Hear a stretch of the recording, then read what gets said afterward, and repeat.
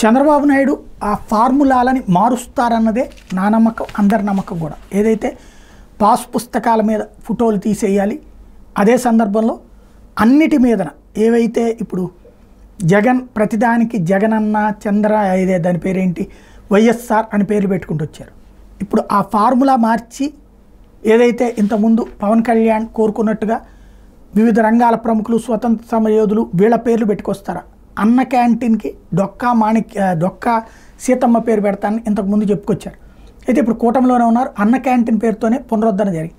మిగతా వాటిట్లో కూడా మళ్ళీ ఎన్టీఆర్ ఆసరా అన్నటువంటి పేరే వచ్చింది.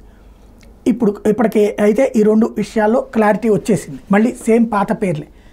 ఇప్పుడు కొత్త ఫార్మెట్లో కావాలన్నటువంటి పవన్ కళ్యాణ్ ఆగుతారా ఒక ఆస్పెక్ట్, రెండవది ఈ పేర్లకి సంబంధించినటువంటి విధానాల్ని మార్చేది ఏమైనా ఉందా, కొనసాగిస్తారు చూడాలి.